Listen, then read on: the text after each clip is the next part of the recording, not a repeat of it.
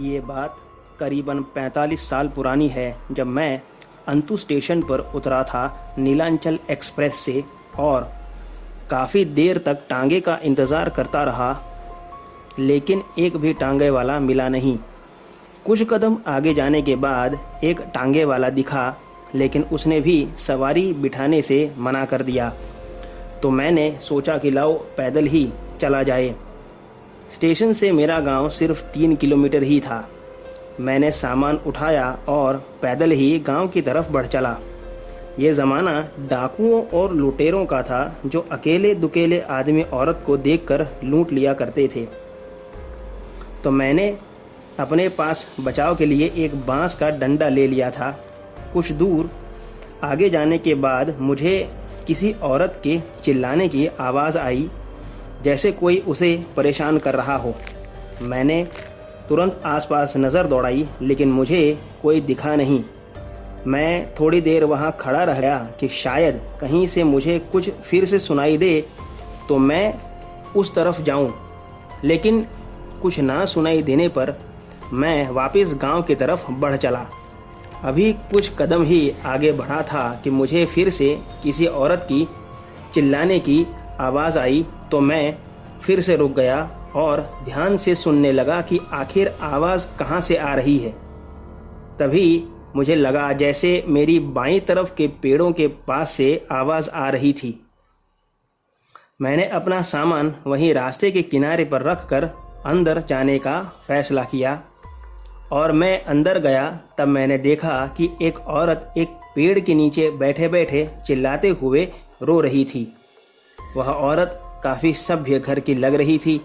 उसने मुझे देखकर घूंघट कर लिया और रोना बंद कर दिया। मैंने उससे पूछा कि आप क्यों रो रही हो, क्या हुआ आपको? तब उस औरत ने मुझसे कहा कि देखिए, उसे किसी ने मार डाला। तब मैं चौंक गया और गंभीरता से पूछा कि किसको मार डाला, क्या हुआ? तब उसने कहा कि देखिए वहाँ उस पेड़ पर। तब मैंने देखा कि उस पेड़ पर किसी औरत की लाश लटक रही थी। मैं तुरंत वहाँ दौड़ा और देखा तो वही औरत जो मुझसे बात कर रही थी, उसी की लाश वहाँ लटक रही थी और तब भी घूंघट निकला हुआ था। मैंने जैसे ही घबराकर पीछे देखा तो वह चुड़ैल अब अपने असली स्वरूप में आ चुकी थी। अब मेरे पास वहाँ से भागने के अलावा और कोई रास्ता नहीं था। मैं जैसे ही अपनी जान बचाकर दौड़ा कि तुरंत वह चुड़ैल मेरे सामने आके खड़ी हो गई और तुरंत अपने नाखूनों से मुझ पर हमला कर दिया। जैसे ही उसने मेरे चेहरे पर मारा, मैं गिर गया और मेरे चेहरे से खून निकलने लगा। लेकिन वो चुड़ैल मुझ पर हमला करके अचानक ही वहाँ से चिल्लाते हुए हवा हो गई और ये मैं समझ ही नहीं पाया कि ऐसा क्यों हुआ।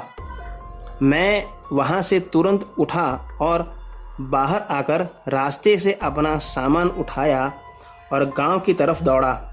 जैसे तैसे घर पहुंचकर मैं अपने दादाजी की खाट के पास पहुंचा और अपना सामान पटका। तुरंत दादाजी उठ गए और कहा कि आ गया, कोई तकलीफ तो नहीं हुई?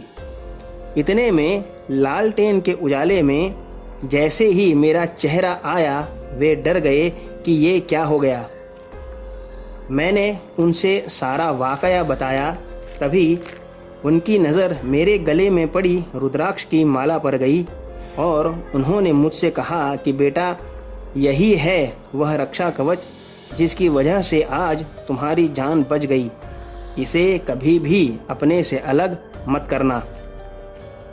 दोस्तों, आज की कहानी में बस इतना ही। अगर आपको कहानी अच्छी लगी तो वीडियो को लाइक और चैनल को सब्सक्राइब कर लीजिए। और अगर आपके पास भी ऐसी कोई कहानी है तो मेरे ईमेल या फेसबुक पेज पर शेयर कीजिए। दोनों का लिंक डिस्क्रिप्शन बॉक्स में दिया हुआ है। तो दोस्तों, मिलते हैं अगली वीडियो में। तब तक stay home, stay safe. Thank you.